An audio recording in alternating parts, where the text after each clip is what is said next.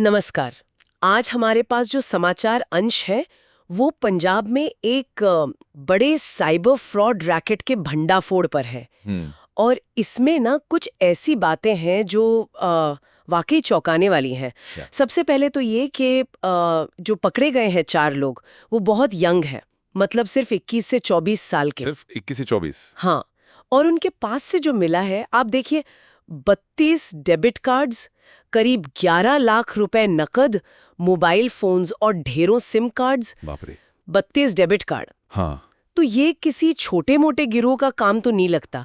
ऐसा लग रहा है जैसे ये एक बहुत बड़ा इंटरस्टेट नेटवर्क है जिसने पता नहीं देश भर में हजारों लोगों को करोड़ों का चूना लगाया होगा। हाँ। और इन सब में एक टर्म बार बार आ रहा है, म्यूल अकाउंट्स। ये क्या चीज है, मतलब ये कैसे काम करते हैं इस पूरे जाल में? हाँ, ये म्यूल अकाउंट्स, देखिए यही इस तरह के फ्रॉड की आप कह सकते हैं रीढ़ की हड्डी होते हैं। यहाँ जो युवा पकड़े गए ना, उन पर आरोप यही है कि वो अपना बैंक अकाउंट या तो खुद इस्तेमाल कर रहे थे या फिर थोड़े से कमीशन के बदले साइबर अपराधियों को इस्तेमाल करने दे रहे थे। अच्छा। कमीशन के लिए जी। और फिर अपराधी इन अकाउंट्स का इस्तेमाल करते हैं फ्रॉड से कमाए पैसों को इधर उधर घुमाने के लिए, एक अकाउंट से दूसरे में फिर तीसरे में, ताकि वो जो पैसे का असली सोर्स है वो छुप जाए और वो खुद कानून की पकड़ से बच निकलें। मतलब ये एक तरह की डिजिटल मनी लॉन्ड्रिंग हो गई।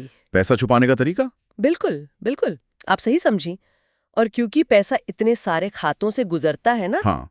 तो पुलिस के लिए असली मास्टरमाइंड तक पहुंचना बहुत बहुत मुश्किल हो जाता है। हर अगला अकाउंट जांच को और उलझा देता है। ये जो युवा हैं जिन्हें मनी म्यूल कहते हैं, ये अक्सर इस चेन की सबसे कमजोर कड़ी होते हैं, लेकिन जरूरी भी।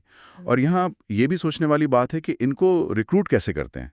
कई बार तो वो सोशल मीडिया पर जल्दी पैसा कमाने वाले विज्ञापन होते हैं ना, हाँ हाँ देखे हैं। या फिर कोई नकली नौकरी का ऑफर दे दिया, ऐसे फंसा लेते हैं। कुछ को तो शायद पता भी नहीं होता कि वो कितने बड़े क्राइम का हिस्सा बन रहे हैं। अरे, जबकि कुछ जानबूझकर भी शामिल होते हैं थोड़े पैसों के लालच में। और ये मामला सिर्फ पंजाब पुलिस तक ही नहीं रहा है ना, इसमें गृह मंत्रालय के अंदर जो I4C है, भारतीय साइबर अपराध समन्वय केंद्र, उसका भी सहयोग था।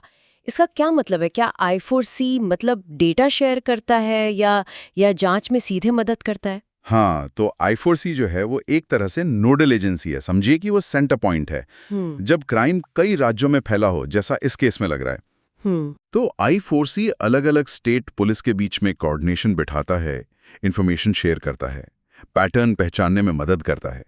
उनके पास एक नेशनल लेवल का डेटाबेस होता है जिसमें fraud phone number, bank accounts और ऐसी साइबर क्राइम से जुड़ी जानकारी होती है। अच्छा। तो उनका साथ आना ये दिखाता है कि एजेंसियां अब ऐसे बड़े ऑर्गेनाइज्ड साइबर क्राइम से निपटने के लिए मिलकर काम कर रही हैं नेशनल लेवल पर। और ये जो सामान मिला है, 32 debit card, 15 bank passbook, 9 mobile phone, 10 SIM और करीब 11 लाख नकद, ये आंकड़े वाकई मतलब स्केल बहुत बड़ा है। हाँ, ये दिखाता है कि ये कितना ऑर्गेनाइज था। ये सिर्फ कुछ इधर उधर के खाते नहीं थे। सही। ये संख्या बताती है कि ये एक वेल प्लान्ड ऑपरेशन था। एक ही आदमी के नाम पर कई खाते, कई कार्ड। इसका मतलब है नेटवर्क पैसों को बहुत तेजी से मूव करने और निकालने के लिए पूरी तरह तैयार था। ये सिर्फ पैसों का लेन देन नहीं था, ये फ्रॉड के पैसों को खपाने का, ठिकाने लगाने का एक पूरा सिस्टम था। तो कुल मिलाकर ये घटना हमें क्या सिखाती है? एक तो ये कि साइबर क्रिमिनल्स कितने ज्यादा संगठित हो गए हैं, बिल्कुल। और दूसरी तरफ ये कि युवा कितनी आसानी से इसका शिकार बन रहे हैं या शायद हिस्सा भी बन रहे हैं। अधिकारियों ने चेतावनी भी दी है कि भाई जल्दी पैसे के लालच में अपने बैंक डिटेल्स या खाते किसी अनजान को ना दें। जी, और ये समझना बहुत जरूरी है कि अगर कोई अपना खाता इस्तेमाल करने देता है, भले ही उसे लगे कि उसका रोल तो बहुत छोटा सा है, तब भी वो बहुत सीरियस कानूनी पचड़े में फंस सकता है। मनी म्यूल बनना भी अपने आप में एक अपराध है। तो ये पूरी घटना फिर से ये याद दिलाती है कि डिजिटल दुनिया में कितनी सावधानी और जागरूकता की जरूरत है ना? सही कहा। पुलिस अभी भी इस नेटवर्क के बाकी लोगों को ढूंढ रही है, मतलब ये कहानी अभी खत्म नहीं हुई है। ये वाकई हमें सोचने पर मजबूर करता है कि आखिर वो कौन सी वजहें हैं। क्या ये सामाजिक या आर्थिक मजबूरियां हैं, या सिर्फ जल्दी अमीर बनने की एक चाहत है जो युवाओं को इतना बड़ा रिस्क लेने पे मजबूर कर रही हैं? हाँ। क्या ये सिर्फ लालच है, या जानकारी की कमी है, या फिर शायद मौकों की कमी? और हम एक समाज के तौर पर कैसे इन युवाओं को ऐसे खतरों से बचा सकते हैं और उन्हें सही रास्ता दिखा सकते हैं?